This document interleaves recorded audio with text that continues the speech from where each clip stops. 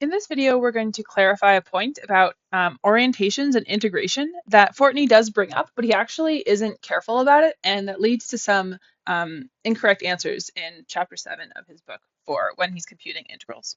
So remember when we defined the integral, so let's first of all, let's do the example of integrating a function on R2. Then we'll generalize to integrating a function or integrating a general differential form over a k-dimensional manifold.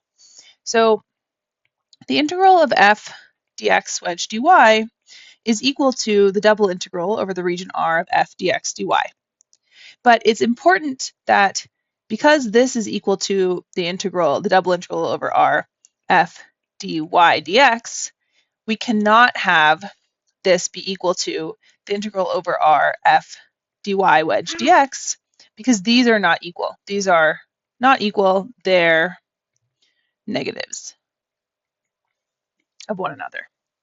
So this equality cannot be true.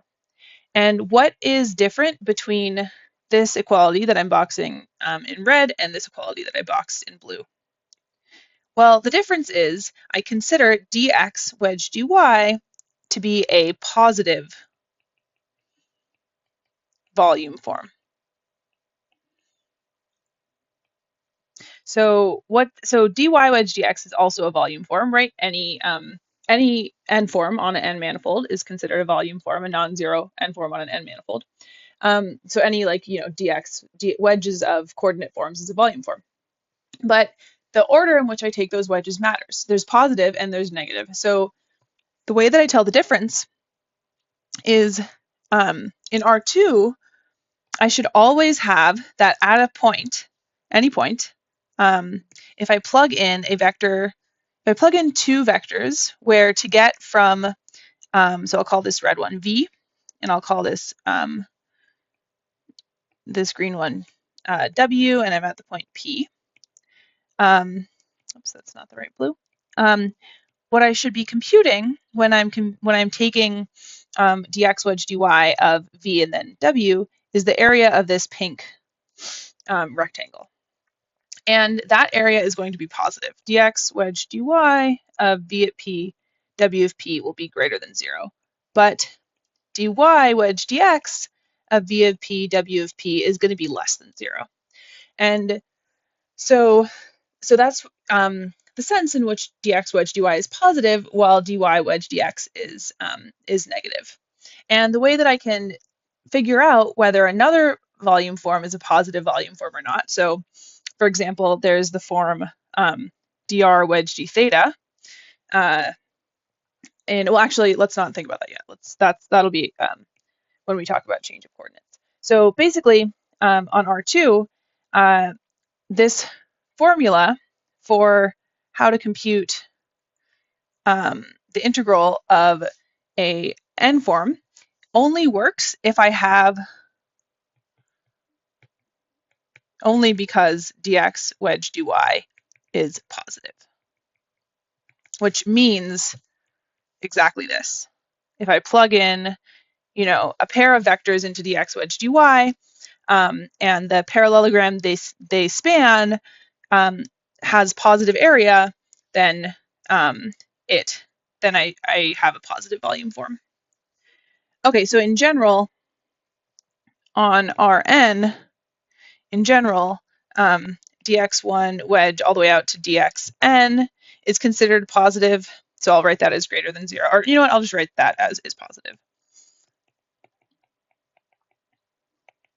But for example, dx2 wedge dx1 wedge dx3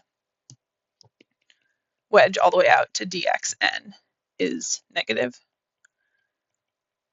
So when I'm integrating in higher dimensions, there's an analogous equation to this one, but it only works, again, if I have a positive form. So it will work also, for example, let's do dy wedge dz wedge dx is also positive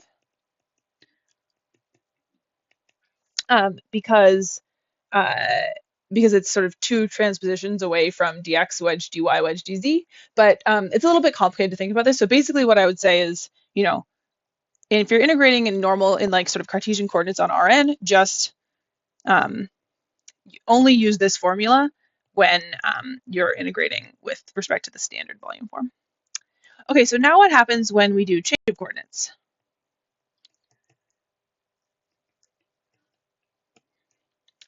So we can have, so here's the complication. So we've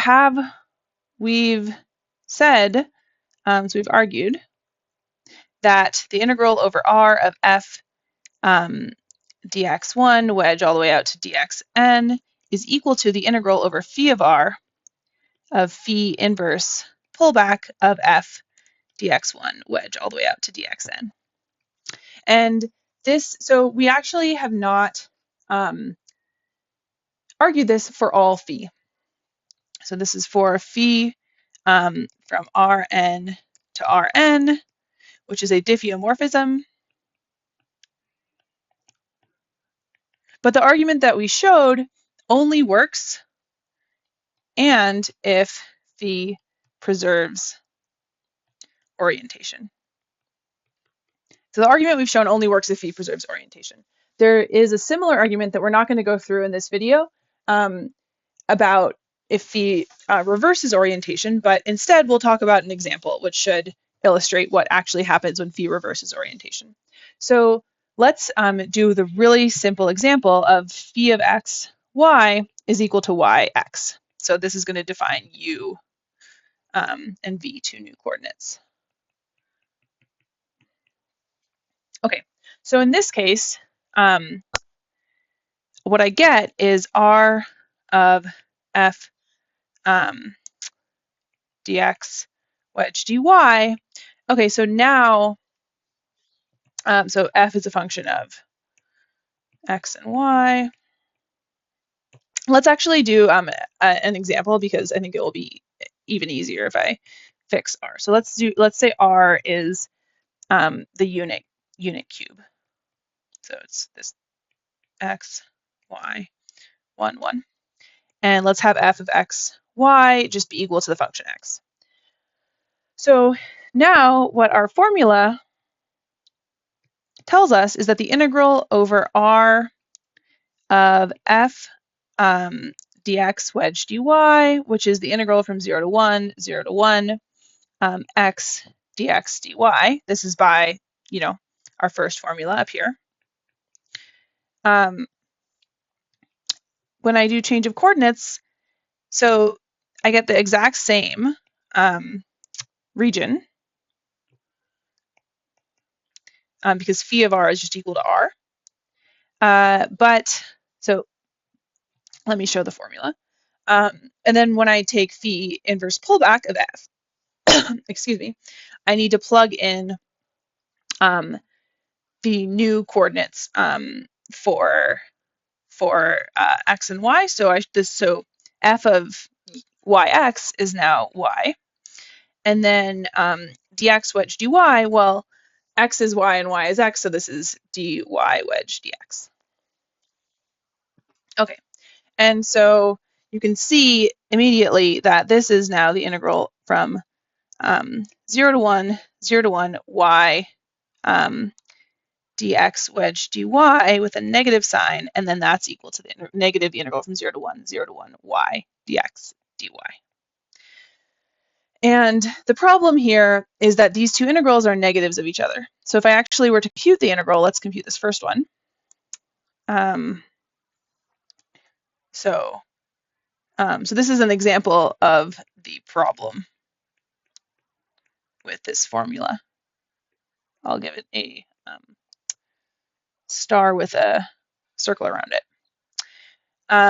So if I compute the asterisk formula, I get the integral from 0 to 1 in y, so that will just multiply everything by 1, so I don't really even need to think about it, times the integral from 0 to 1 in x dx. So this will be x squared over 2, evaluated from 0 to 1, and this is just 1/2. But now let's do this one, the plus with a circle around it. This is going to be negative. Okay, so the integral in terms of x doesn't do anything. integral from 0 to 1 y dy. And this is the same integral I did before, but now with y instead of x, it'll be -1/2. And these are not equal. So what's wrong? Well, there's a minus sign. And the issue that's going on is that phi doesn't preserve orientation. So this is not,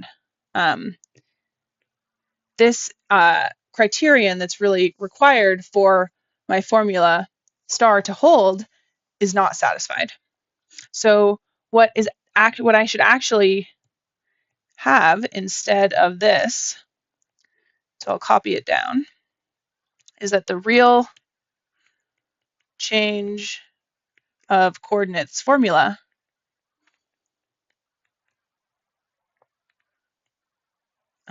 is the following.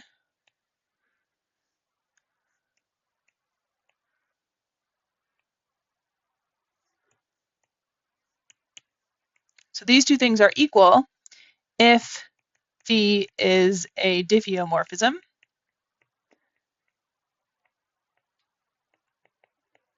which preserves orientation. And if phi is a diffeomorphism which reverses orientation, like the example, then we have to add a minus sign.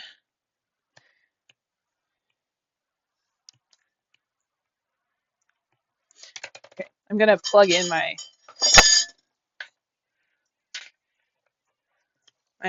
iPad here. Okay, so what's happening is that if, so there's two ways to compute area, right? With a positive sign or a minus sign. And basically, our original formula, this one here, didn't take into account the fact that if phi preserves or if phi reverses orientation, this formula didn't take that into account, which is why we ended up with this minus sign here, which is not what we want. So how do I tell whether phi, so this is what the actual formula is. This is what you should bake into your brain. And how do I tell if phi preserves or reverses orientation? So what I should do is basically what you do is you check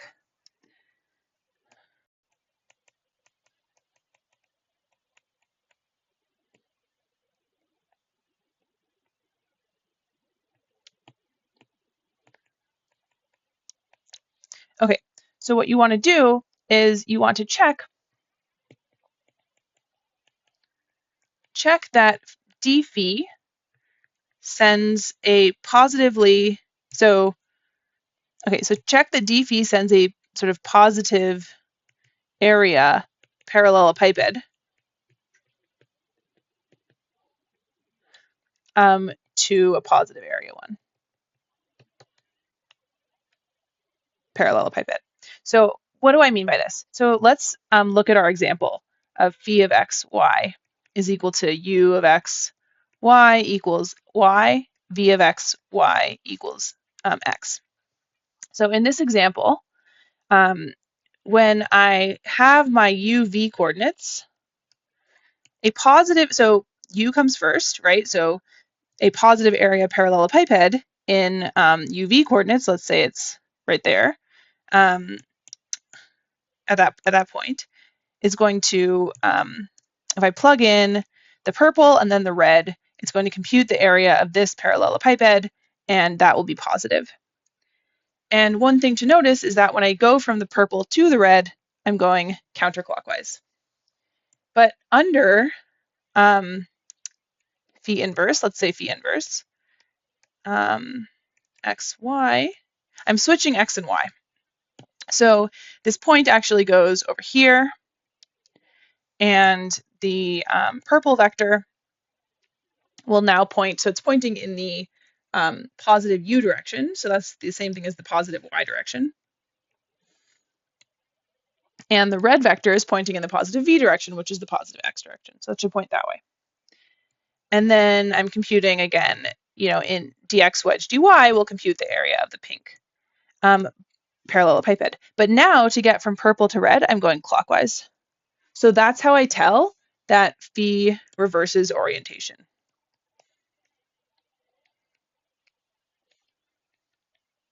And in the video where I do an example in polar coordinates, I explain in detail sort of the issue with what Fortney is doing and the reason why I always use the volume form dr wedge d theta in polar coordinates instead of d theta wedge dr.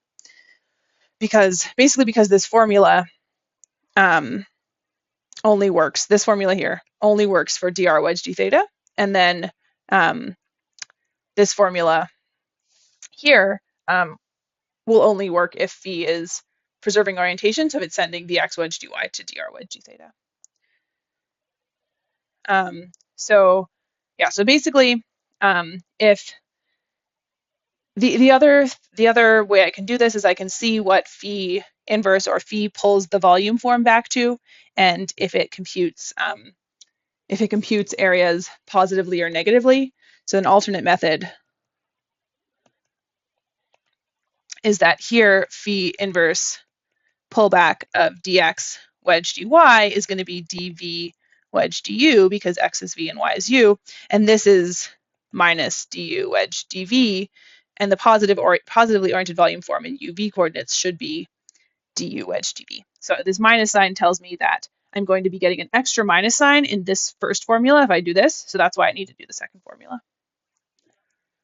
Okay, so then how do I apply this to integration of k-forms on k-manifolds? Let me spell manifolds out.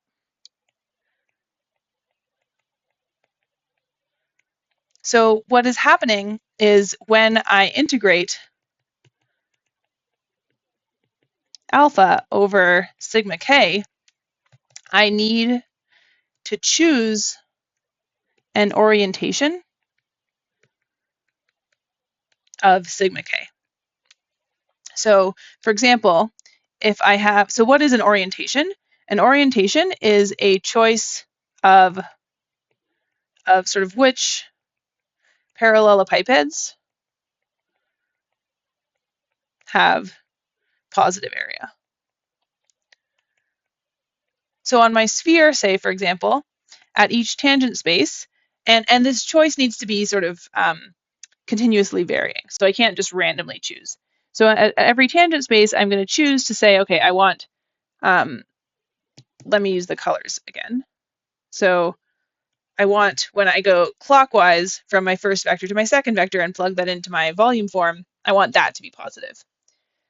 So I basically, the way that I integrate a k-form over a k-manifold, so my new formula will be the same as the old formula if phi inverse preserves orientation. And it'll be, again, the negative if phi inverse reverses it. So it'll be a negative if it reverses orientation. And so I'll just talk about one simple example.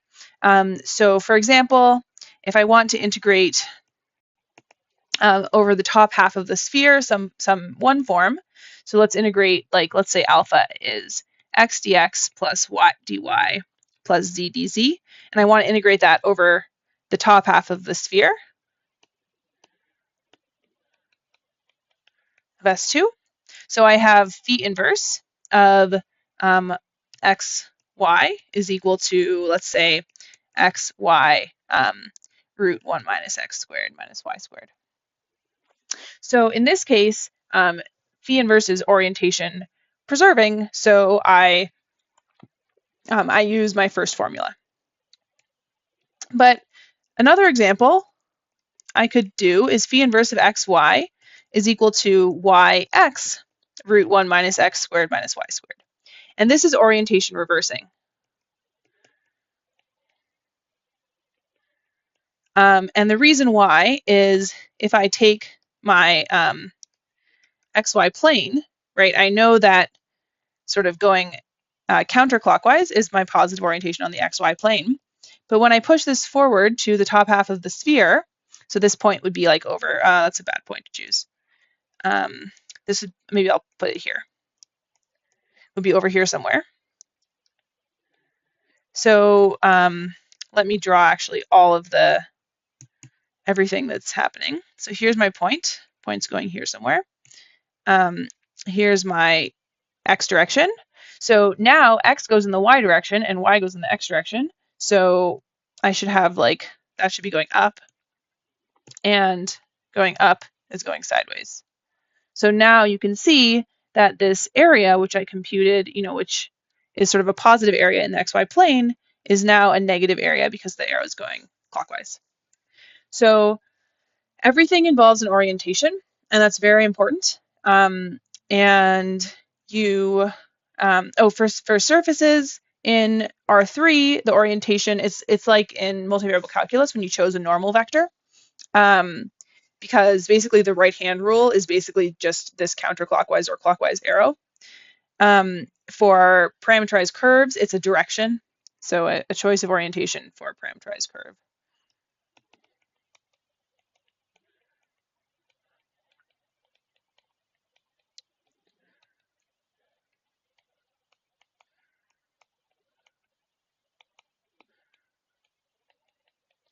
And a choice of orientation more generally is, again, just you pick parallelepipeds in the tangent space, which have positive area. Okay, so hopefully that clears up the confusion. Basically, the point is you really need to keep track of whether phi is orientation preserving or orientation reversing. If phi is orientation reversing, you have to add a negative sign when you do the formula. So there we go.